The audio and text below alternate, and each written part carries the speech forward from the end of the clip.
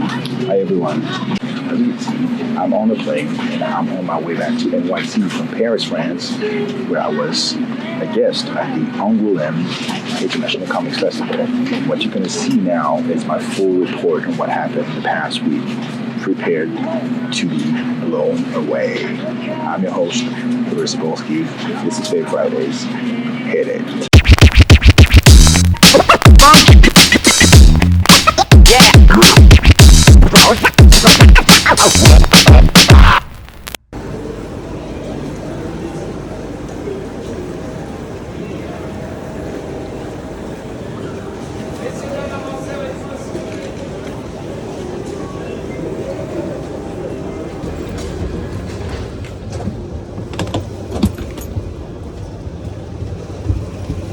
On our way to Angouleme.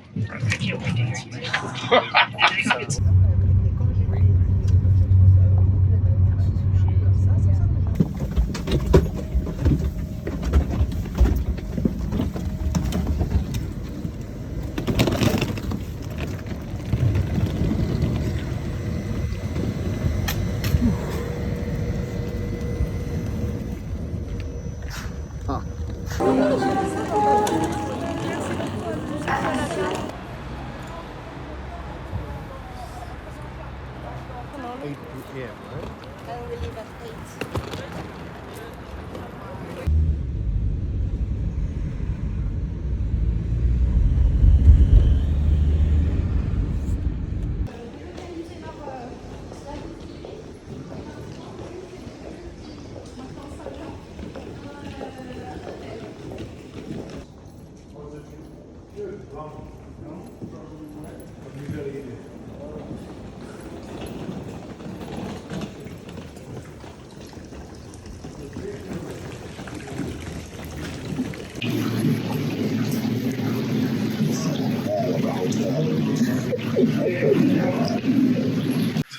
We just arrived to our hotel, which is in Cognac, yes, the same city as the alcohol.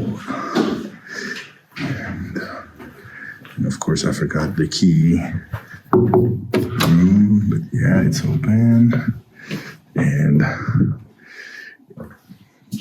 gonna visit that bedroom, like that room. It's just fantastic.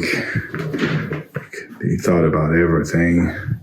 That little cabinet here is just amazing. We have wine, we have an espresso for ourselves. It's just great. And some little candies and shit. It's really amazing. It's like, wow, the festival has treated us really well. Like, can't complain. Can't complain. Thank you, we have this stuff. Can you hold this? Oh, yeah. All right. That's our gift bag as professionals. Badge. Okay. What does this do? Oh, it's just another. Okay. Yeah. To spare. Pen. Oh, interesting. It's a full color pen. I didn't know they would still make those. Oh, yeah. Okay, that's the Angouleme professional agenda. Nice. Okay. Nice. Okay.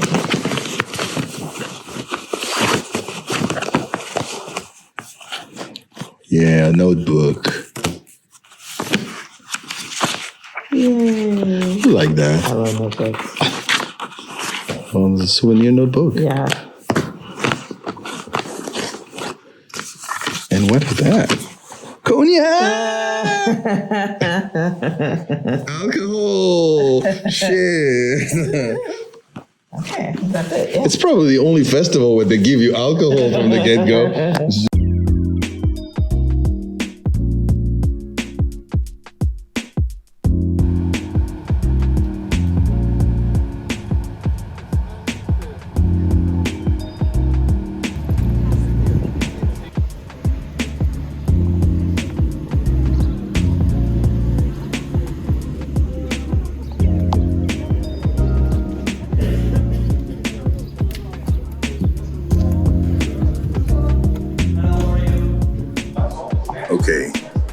Hi, we're at the Angouleme Festival. This is Wednesday, and this is the professional day. This is the first day, and this is actually the place where we're gonna hang out. This is the rights market, and all the professionals are there, and we're gonna see many publishers in the next 3 days. Ha!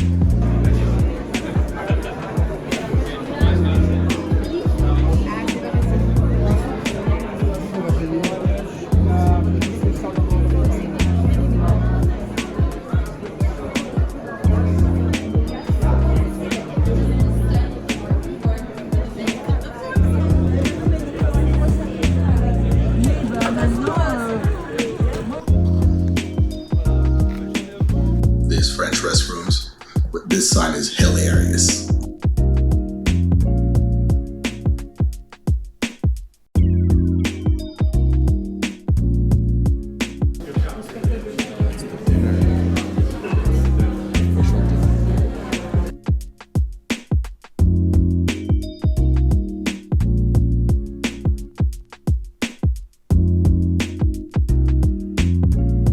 So yesterday was the first day of the Angouleme Comic Festival, FIBD, International Comic Festival, and I have some thoughts about this first day, which is it was a professional day.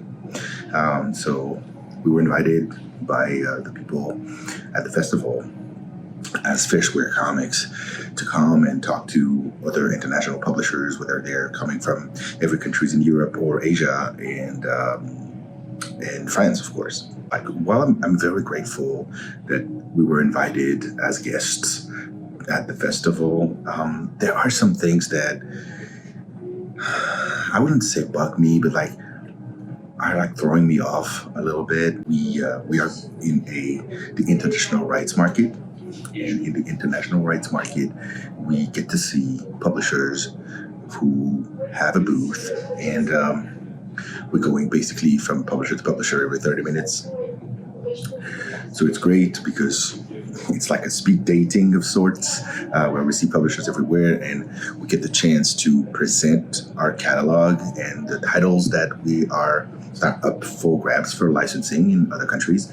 And we also look at these publishers' catalog to see if there's something that we like and that we might import to the United States and translate to English. I would say that it was mostly a very positive day, especially with the international publishers. We saw publishers from the Philippines, from China, from Denmark, a couple from Spain, and a couple from Italy, and mostly it was our books were well received, and it was a very interesting conversations. We can also exchange information on what our challenges are on our respective markets, and this is really helpful, because you understand that sometimes in publishing, especially in small publishing, like we're a small publisher, asking yourself this question: how are other publishers doing? Like, sometimes you're hitting a wall, or you're hitting a bunch of problems and you don't know how to get around it. And it's great to see that everyone has the same problems all across the globe, even if the market is different. The other purpose of that trip was to network, because the festival has gathered a bunch of producers from television and movies and video games and other type of pop culture areas. And the idea was to network. The problem is, that's my biggest pet peeve right now. The problem is, no one knows who the other one is. Like, you have a bunch of people in a room, the people who know each other, they naturally gravitate towards the other ones. But when you don't know anyone, and I have to say, even if I'm at an advantage here, because I speak French, and French is my first language, so I can hear those conversations. I don't feel comfortable crashing other people's conversations and say, hey, you know what? I'm FairSquare Comics. Let's go. Let's talk about making movies with our IPs. It's really harsh. And the festival didn't really, is not really conscious that. So Kristal and I, we're all in our own little island where we're trying to reach out to people, and nobody's really talking to us. And it's really weird. Yesterday was a dinner that was supposed to be the networking dinner. But we networked with only one person, the only person that was sitting next to us that was speaking English. I mean, yes, I can speak French with other people, but I don't know. The minute we switch to English, they don't talk to us. And it's really a weird feeling. Like you're here and you're like, I'm probably a child of two worlds. Like I'm very Americanized because I live in the US, but at the same time, I'm still a French person. But it's really complicated. So we had a great time with a publisher from India who, of course, didn't speak French. It was only English speaking, and it was great. And we had a nice, fun dinner. But at the end of the day, you're here to network. And even weirder, they invited us for an after party at a jazz club that is at the facility in the hotel where we are. There's a jazz club. And we get into the bar, and the bar is really beautiful. But there's no vibe. Like, again, people are standing, talking to people they know. And when you don't know anyone and you don't know who's doing what, and of course it was the night, so they didn't even have their badges, so we can't identify them. It's impossible. And so, I mean, after 10 minutes, we were like, what are we doing here?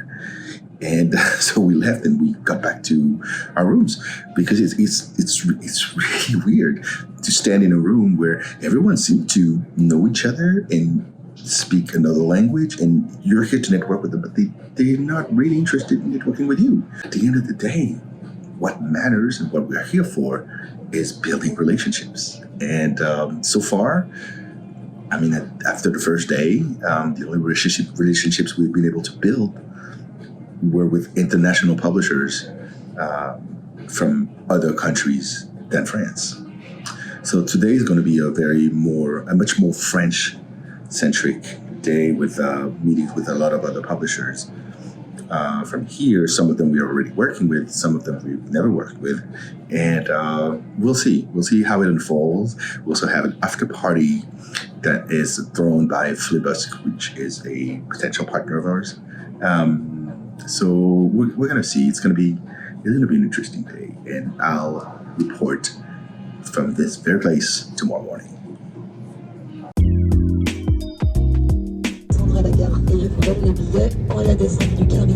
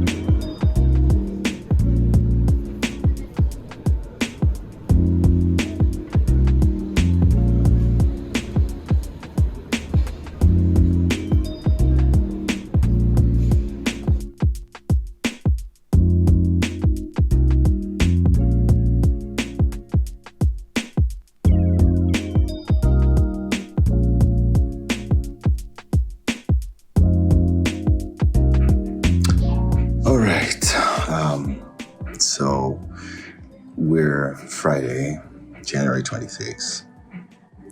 This is the last day of the convention, and I want to reflect on yesterday, which was an incredible day again. I don't even know where to begin. We started we went, I don't know, we saw probably 12, 13 different publishers and potential partners. Some we already are working with, some we never worked with. And then we ended up with an amazing encounter and a party. So I think one of the main interesting things being an American publisher and going to an international festival like Angouleme, because we're buying and selling, is to see how people are going to react to your material and to see them and react to other publishers' material. And I guess you can tell that depending on where they're from, they will have a very, very different reaction. Our books are, most of them are like in what they describe as an American style, if something like an American style exists. I personally think that comics, as long as it's sequential art, whether it's black and white color, big size, like small size, average size, big size, everything is comics. And you shouldn't build walls between styles or genres of comics. Because comics, as we say, is a medium, not a genre. But in Europe, and particularly in France, you have this thing where the public and the publishers and the retailers, they separate comics by origin. So French comics are called bande dessinée, American comics are just called comics, and Japanese comics are called manga. And then Korean comics are manhwa, and Chinese comics are manhua. But it's kind of like the same family. It is a segregation. And it builds walls between audiences. Retailers sometimes only display one and not the other. And even the French market is ostensibly bigger than the American market. It creates a distortion. Someone yesterday was telling me that there was a Scott Steiner book, like an American comic book. French publisher took the rights and they published a oversized version of the American comic to give said comics better chances of passing as a French comic. And the sales have been amazing. I think they told me they sold something like 30,000 copies. But they sold 30,000 copies because retailers thought it was a French comic. So they ordered more. And in which world you have to trick the market in order just to be seen? This is insane. But I guess we have the same problem in the United States too, where if you go to a Barnes & Noble and you have 11 shelves of comics and graphic novels, 9 of them are manga. So it's the same kind of same kind of problem with like a different setting and different outcome. Anyhow, back to my day. We saw a lot of Spanish, Italian publishers, and in Europe the reaction has been extremely different. Even in the same country, like we saw 4 different Spanish publishers. All of them had opposite reactions to our material. Some were like, oh, we don't like it. It will never work in Spain. Some were like, it will never work in Spain, but we like it. And some were like, oh, we're interested. Send us the PDF. We might consider it. And it's just, of course, this kind of attitude happens everywhere. But it's really interesting. Like they're all on the same market. They're all doing about the same kind of comics. But they have polar opposite attitude towards our material. So I guess it's interesting. The other thing that I wouldn't say we learned, but that was a confirmation, is that because it's about the same in the United States, it's like a lot of publishers are reluctant to do anthologies. And I mean, 2 of our biggest two of our biggest books are anthologies. So, especially Noirs in the Black, which is the biggest seller at FairSquare Comics. And everyone was like, oh, anthologies don't work, or anthologies and yet at some publishers, you see what? Anthologies. So it works when they do it. They just don't want to buy more from other publishers from around the world, which is just crazy. But we were not discouraged. We still saw a lot of great comics, comics that would probably take the rights for the American market. We had some very promising contacts for our material to be exported in other territories. Then we were tired and we hadn't really eaten anything, and we end up in fast food of all places, and like 2 people recognized me, and including a Spanish creator. His name is El Torres, that I absolutely love. He's a good friend, and I didn't even know he was there. And I guess this is also something that is interesting about Angouleme, is that a bit like San Diego in the good old days, you have a sense of community, like you have a con life, and people, creators, professionals, the general public, they are going to meet after the con, before the con, during the con, and enjoy a meal, a drink, a conversation in the street. And that part is extremely pleasant because you feel like you're a part of a community. You feel like you're a part of something bigger than you. I really enjoyed it, and we ended up at a party that was thrown by a company called Macma.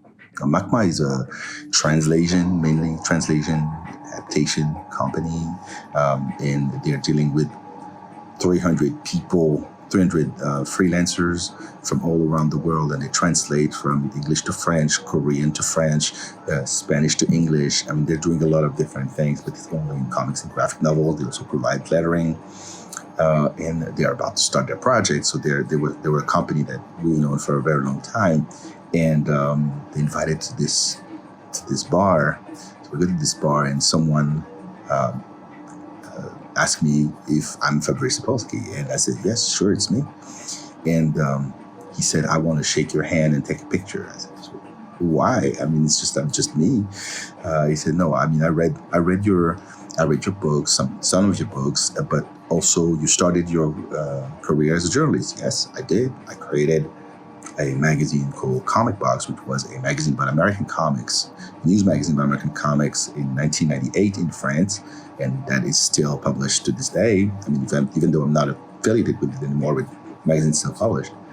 And he said, I was 16 years old when I bought the first issue of Comic Box, and you gave me the spark to become a comic book journalist, and now I'm a comic book journalist.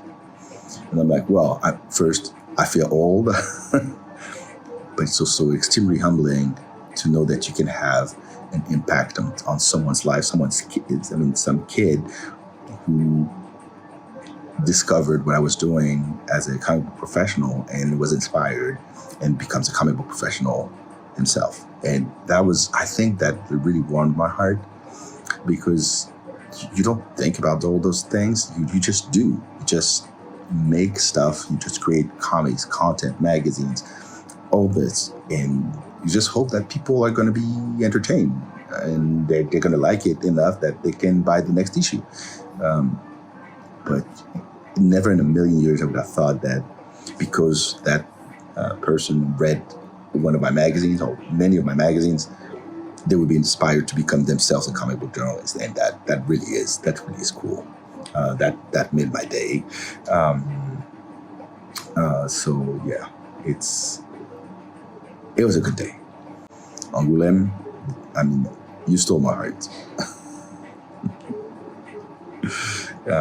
And now on to the third day, the last day before we leave town, and another day full of surprises.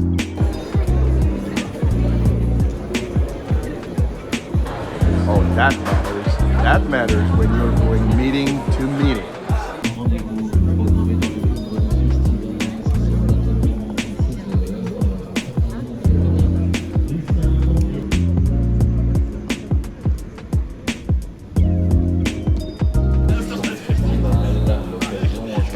selling these books out of the tent in the streets. That's Angouleme.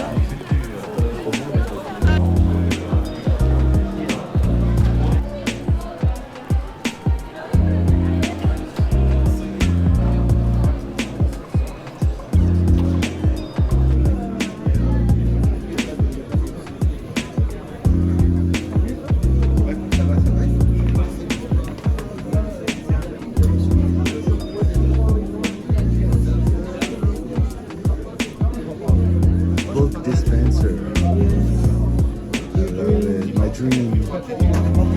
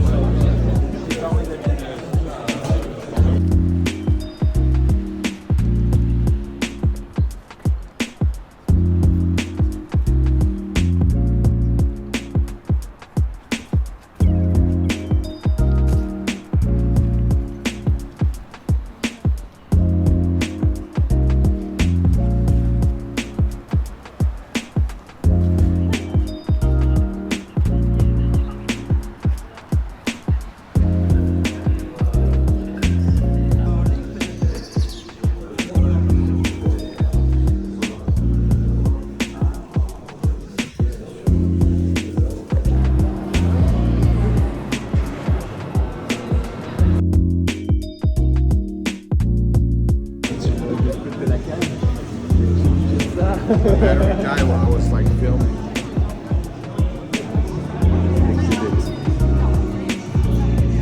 Wow.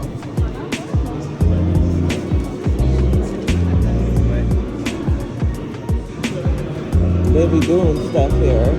What? I said they be doing stuff here.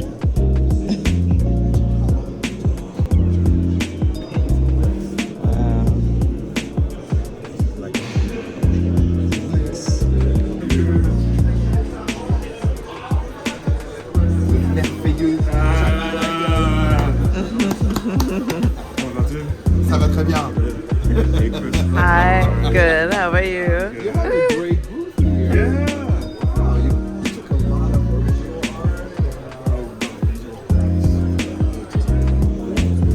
Okay. Want to talk to them? Yeah. Can you explain? This is the French publisher because Photonic in France. And they're preparing and they're releasing a new series. A new series by Paul Renault. That's what they're doing now. Because we are publishing Photonic in the US.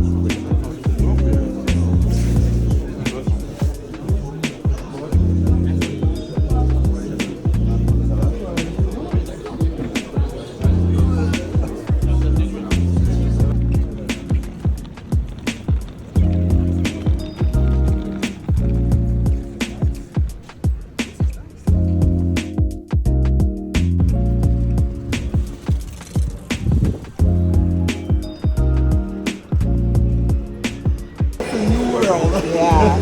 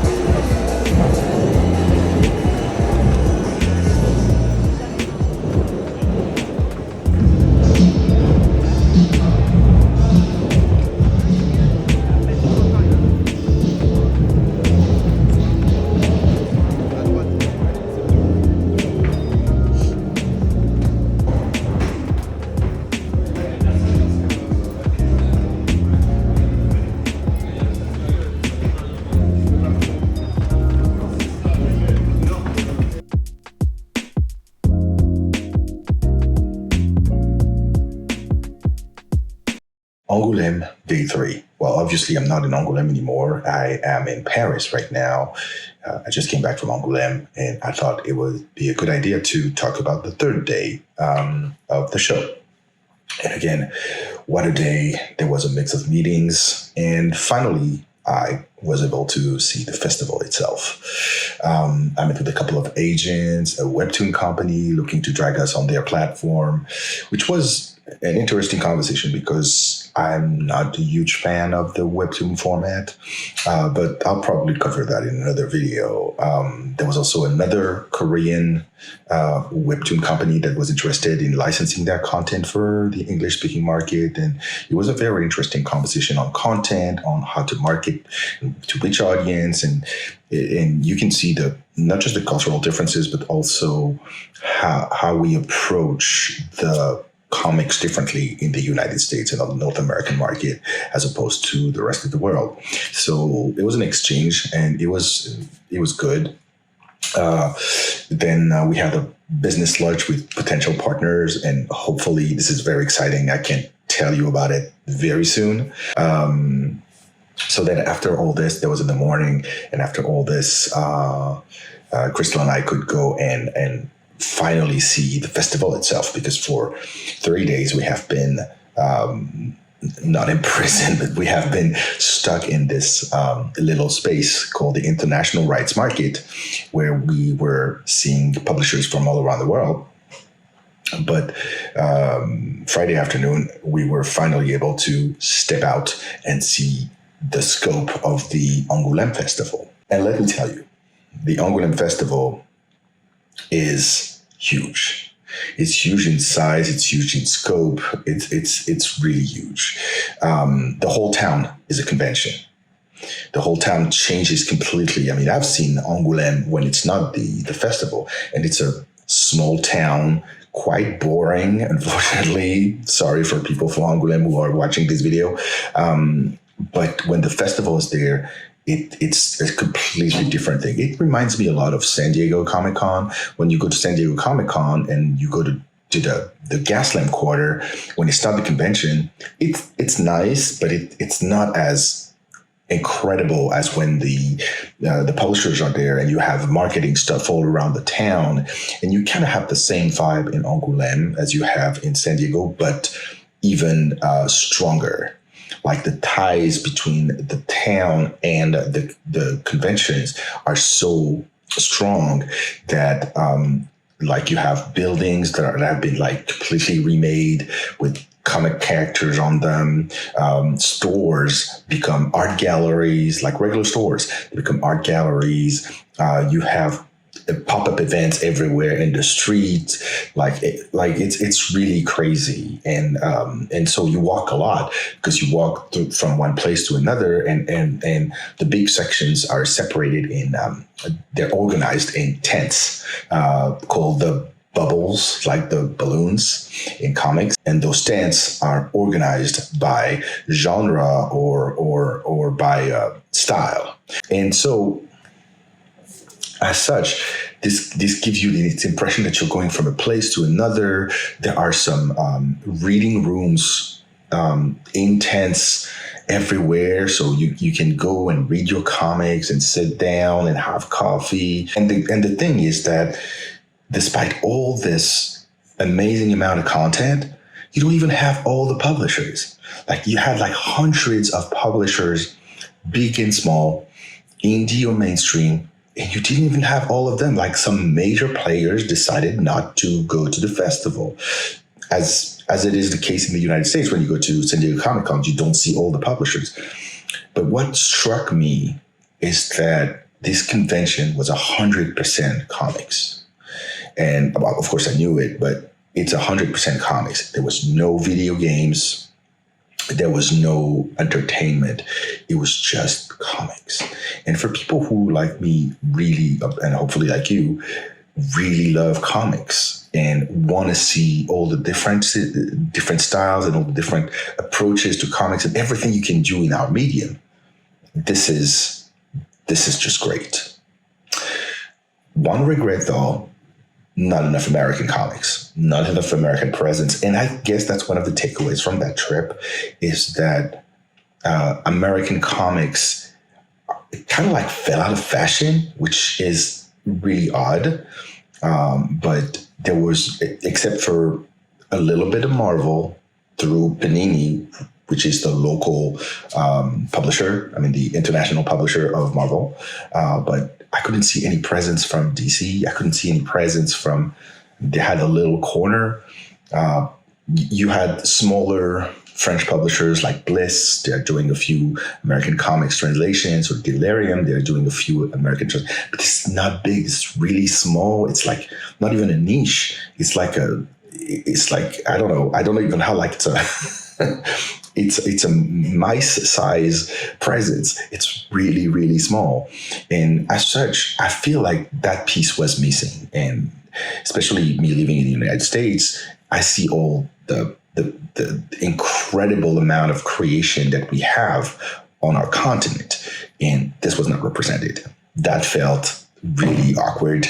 I hope it could be different, because I think American publishers and American creators have a lot to offer. And that was simply missing from the Angouleme Festival. Now, the thing that people don't realize is that the French market is a mammoth-sized one. Last year, in 2023, 75 millions of comics of all genres, of all sizes, were sold on the French market. That's 10,000 plus titles released in a single year. It's one of the biggest markets in the world, and most certainly the biggest market in the Western world. So yes, there's a lot to take from looking at the French market. And I really wish that comics were more popular in America. But you know what? I think we have a role to play as publishers, and I'm definitely doing my part as FairSquare Comics, as we are kind of like a bridge. We import French comics and we are producing original comics. I really wish there was more of that in our country, and I also wish that there were more libraries and more retailers and more point of sales and more education around comics. But that's a complaint for another day. I'm coming back in a few days to New York, and I'm happy. I'm happy. Time to say goodbye.